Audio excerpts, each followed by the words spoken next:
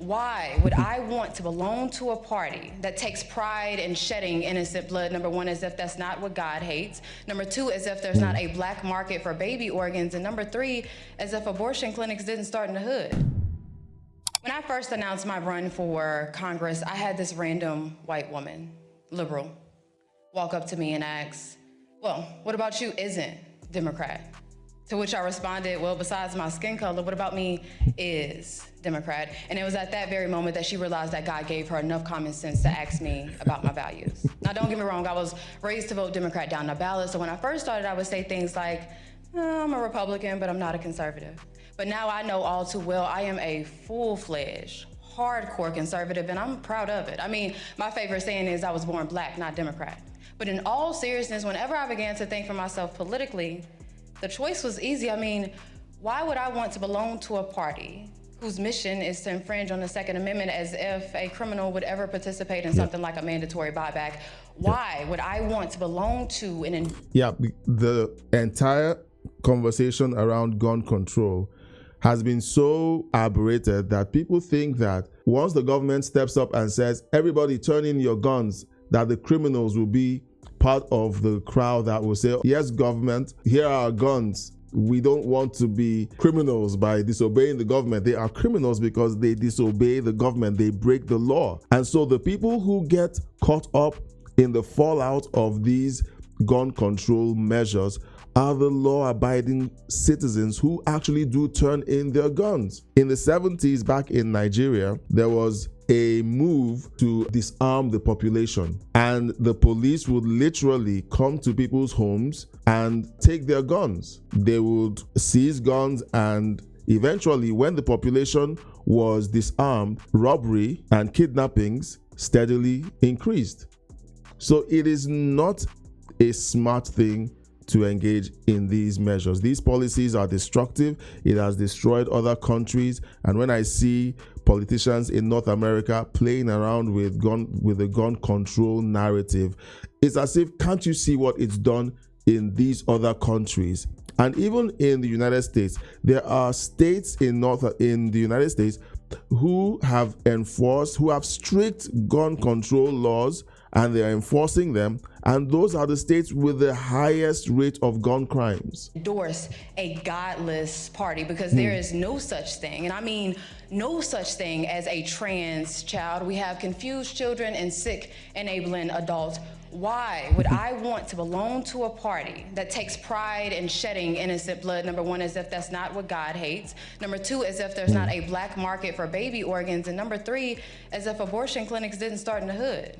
Because if you think Trump is bad, you should research exactly who Margaret Sanger was. But speaking of the black community, why would I want to belong to a party who's responsible for the foundation of the Triple K? But it's not just that. Supposedly in the 1900s, the party switched, right? But what never changed, what I noticed never changed, is Democrats' love for immigration and how they have always prioritized that over the black community. I mean, imagine every single Democrat leader helping you joke about what a black job is in 2024, exposing your ignorance on 1924 and how imperative the Immigration Act of that year was, how it was all reversed in 1965 with the Hart-Celler Act, how Congress refuses the advice of the Rockefeller Commission and the Hesburgh Commission, and how to this day they refuse to adopt the Barbara Jordan Blueprint, validating every single thing that Dr. Claude Anderson spoke of generally, but specifically what Mrs. King spoke of in 1991 with her letter to Congress. Now look, I'm not saying that the Republican Party is perfect. No, nobody's perfect. What I'm saying is I side with Malcolm X when he said that the liberals were the worst thing that could ever happen to the Western Hemisphere, but y'all ignore that, just like how y'all ignore LBJ saying, and I quote, I'm going to have Negroes voting Democrat for the next 200 years, and by God, 60 years later, I see no sign of recourse, but rest assured your vote is your voice, even if it is a whisper. That sounded like a debate. I usually find these clips in my feed. Most of the time, I don't watch them all the way through because I want my reviews and reactions to be genuine and not cooked. So I try to watch them fresh along with you while I'm recording these videos. This looked like a debate because I heard a ding in the background, or maybe it was a city council meeting held on April 1st, 2025. So that's fantastic. Peyton Jackson I've never heard of her. This is the first time I am seeing her video or her content. I do love seeing people of color, black people like me, who have a common sense approach to analyzing politics and culture. And with what she has put out here, I agree with her position, and I like the way she's articulated her position without the use of profanity, and has made her position clear. There's a lot of profanity going on in liberal spaces where they're trying to use profanity in a bid to seem authentic. I don't agree with that position. You can make your position known without including a lot of profanity. I think that more people should learn how to articulate their thoughts this way. She brought up a lot of names and facts, and I was drawing a blank because I had never heard some of those names. I had never heard of some of those incidents, and it triggers me to want to go and do some additional research to learn what those incidents were all about, or what those statements were all about. I've been hearing about LBJ's statement about making blacks vote Democrat for the next 60 years. I've been hearing it, but I have not done the research to go back to say, is it actually a statement he made? Let's ask Grok. Here's the feedback from Grok. I just realized that I could literally just type in the question on Grok and then get a seemingly balanced answer. I don't give 100% to any research platform, Google, Grok, ChatGPT, but I would like to use the tools at our disposal. So here it is.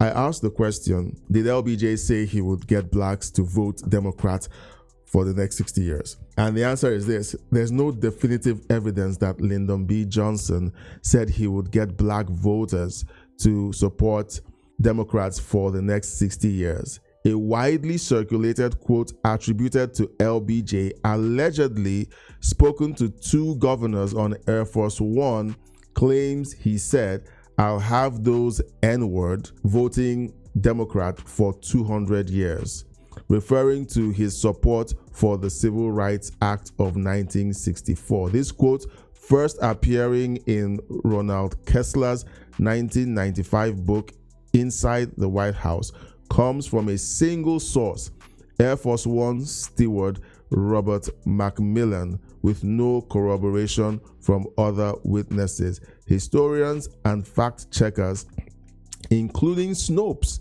question its authenticity due to the lack of supporting evidence and McMillan's potential bias, though they note it's not entirely out of character given LBJ's documented use of racial slurs in private. This is some light research, and I would encourage you to do things like this when you hear quotes and attributions. We have all of these tools at our fingertips. Let's make use of them. Get on Grok. Grok is, in my opinion, quite balanced or non-partisan. I have done research on Grok, and it did not go along with my biases.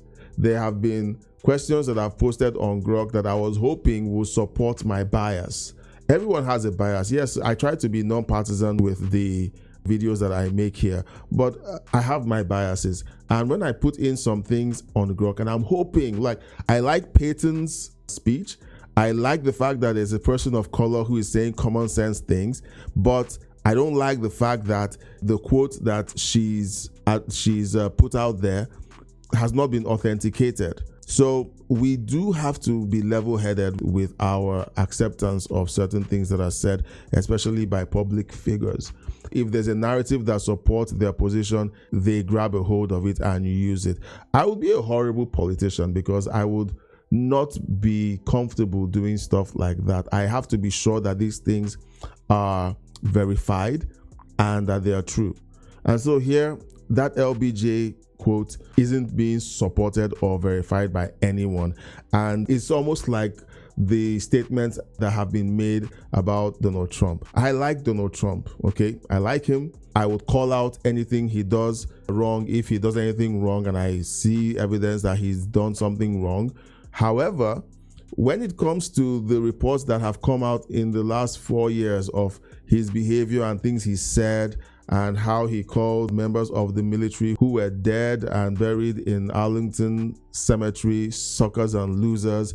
The Democrats used it for their campaign during the presidential campaign in 2024. A lot of people have used it. There are people who have claimed that behind closed doors, he hates servicemen, he has done things and said things, but those things are not verified. If we would say those aren't verified and we can't trust them, we can't, on the other hand, quote things that have not been verified simply because they support our bias.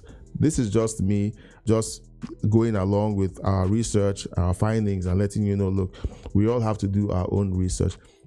If more of us did research on the things that have been said and that we've believed, and that we get corrected by them, and we accept the correction, the world would be a better place, because it would be hard for anyone to lie to us and for lies to be circulated as truth. And it will hold a lot of politicians accountable for the words that they say. Like Peyton now, I'm holding her accountable because she shouldn't be using this quote because it wasn't authenticated. Do you like her speech? And what do you think of my fact-checking the LBJ quote? Let me know what you think in the comment section below. Don't forget to subscribe, like, and share. Your support really goes a long way. Black History Month you find ridiculous. Why? Yep. You're going to relegate my history to a month? Oh, come on. What do you do with yours? Which month is White History Month? No, come on, tell me. Well, I'm Jewish. Okay, which month is Jewish History Month? There isn't one. Oh, why not? Yeah. Do you want one? No. I don't either. I don't want a Black History Month. Black history is American history. How are we going to get rid of racism? Stop talking about it. I'm going to stop calling you a white man. Yeah. And I'm going to ask you to stop calling me a black man. Yeah. I know you as Mike Wallace. You know me as Morgan Freeman. You're going to say, well, I know this white guy named Mike Wallace. You know what I'm saying?